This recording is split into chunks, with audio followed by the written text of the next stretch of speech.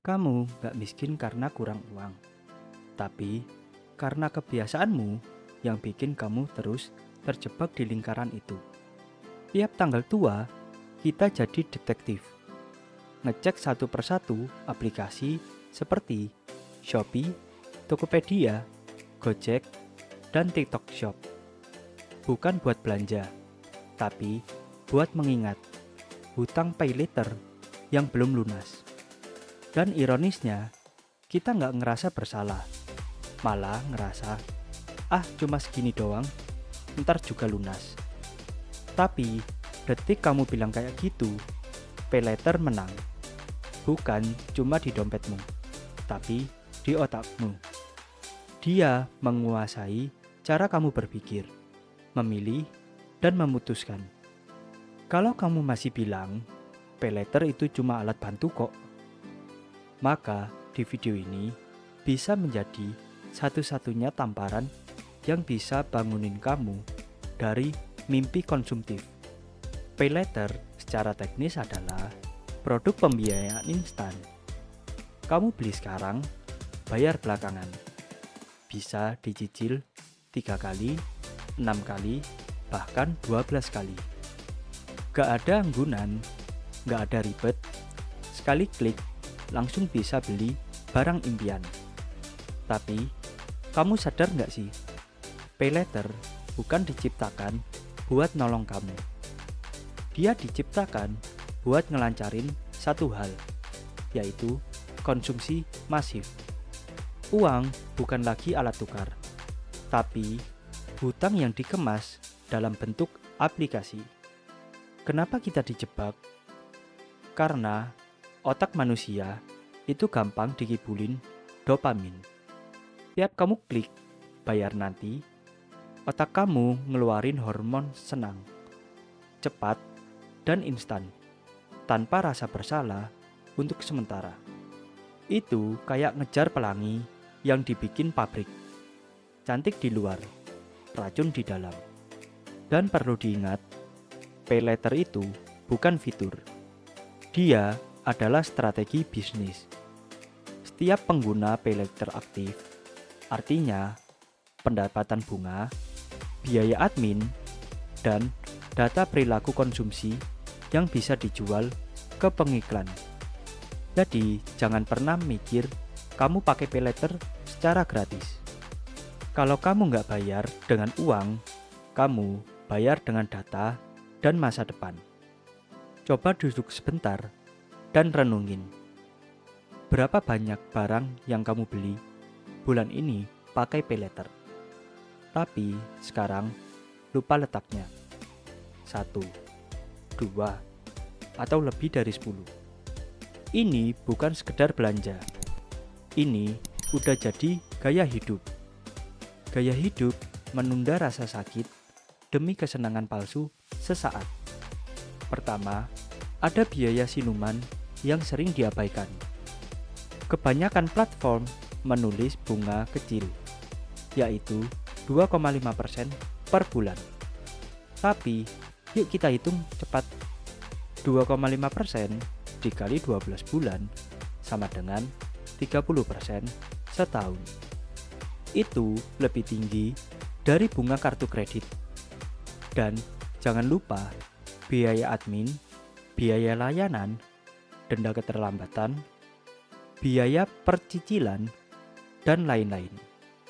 Bayangin, kamu bayar 1 juta, bisa jadi lunasnya 1.350.000, bahkan lebih. Mereka jago bikin kamu merasa kayak gak bayar apa-apa. Padahal kamu lagi dicekik pelan-pelan sambil dikasih senyuman manis. 2. Mentalitas konsumen yang didandani kapitalisme. Pay later ngajarin kamu untuk merasa berhak atas hal-hal yang belum bisa kamu beli. Kalau kamu bisa beli sekarang, kenapa nunggu? Pakai pay later aja. Tapi setiap kali kamu pakai fitur itu, kamu bukan cuma minjem uang, kamu minjem masa depan. Besok, kamu bakal kerja keras bukan buat mimpi, tapi buat bayar keputusan impulsif kamu minggu lalu. 3. Efek psikologis, yaitu gelombang kecemasan yang tidak terlihat. Coba kamu jawab jujur. Berapa kali kamu ngerasa cemas lihat notifikasi dari paylater? Ada notif tagihan jatuh tempo dalam 1 hari. Lalu, saldo tidak cukup untuk auto debit. Dan yang terakhir, keterlambatan akan dikenai denda. Kamu pikir itu biasa. Padahal, otak kamu terus menerima sinyal stres mikro setiap hari. Sedikit demi sedikit, kebebasan mentalmu dicuri tanpa kamu sadar. Kamu harus tahu satu hal penting ini, yaitu setiap kamu gagal bayar, mereka untung. Perusahaan fintech mendapatkan bunga, denda, dan data. Sedangkan e-commerce mendapatkan penjualan naik dan komisi yang mengalir. Sedangkan bank digital mendapatkan nasabah yang loyal. Lalu, investor mendapatkan saham yang naik. Dan kamu itu cuma statik pengguna aktif bulanan. Cuma grafik garis biru yang bikin rapat evaluasi semakin semangat. Mereka bikin kamu merasa pintar saat kamu pakai paylater. Tapi yang sebenarnya terjadi, mereka lagi menjual impianmu ke orang lain. Coba kamu cek beberapa gejala ini. Yang pertama, gak bisa belanja tanpa paylater. Yang kedua, cicilan paylater lebih dari 30% penghasilan. Yang ketiga, sering nunda bayar karena gak siap keuangan. Yang keempat, bingung setiap akhir bulan. Uang kemana semua? Dan yang terakhir, buka aplikasi paylater kayak buka Instagram. Kalau kamu ngalamin minimal 2 dari 5 tanda itu, berarti kamu udah masuk ke fase ketergantungan digital finansial. Dan itu lebih bahaya daripada kecanduan kopi, rokok, bahkan medsos. Udah cukup ngerasain pedihnya. Sekarang kita obatin pelan-pelan. Yang pertama, tutup atau nonaktifkan paylettermu sekarang juga.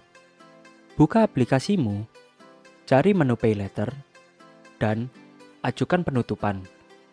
Kalau nggak bisa, hubungi CS. Lawan kebiasaan dengan aksi. Yang kedua, bayar semua sisa cicilan dengan gaji terdekat. Lunasin secepatnya. Potong gaya hidup. Puasa beli barang. Biar kamu bisa nafas lagi. Yang ketiga, buat dana darurat minimal 3 juta dalam 3 bulan. Mulailah dari yang kecil. Nabung 10.000 per hari itu sangat bisa. Karena dana darurat itu lebih besar daripada fitur paylater. Yang keempat, belanja hanya kalau ada uang. Yang kelima, install aplikasi budgeting seperti Money Manager atau Finansialku. Pantau alur keluar masuk uang kamu setiap hari. Yang keenam, cari kenikmatan baru selain belanja. Kamu bisa mencoba jalan pagi, nulis jurnal, main musik, olahraga, atau masak. Dopamin sehat itu banyak, tapi kamu harus mencarinya.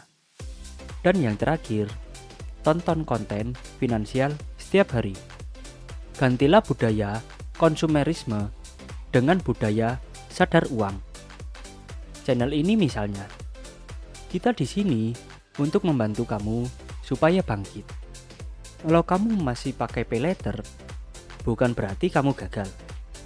Tapi, kalau kamu tahu bahayanya dan tetap memilih menutup mata, maka itulah pilihanmu.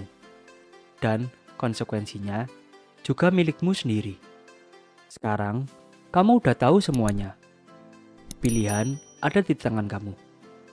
Mau terus jadi budak paylater, atau bangun pagi dengan pikiran tenang, dompet sehat, dan hati lega.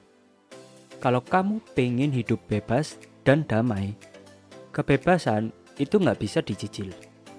Klik like kalau kamu relate. Share ke teman yang masih ngerasa paylater itu solusi. Dan subscribe buat terus belajar bareng.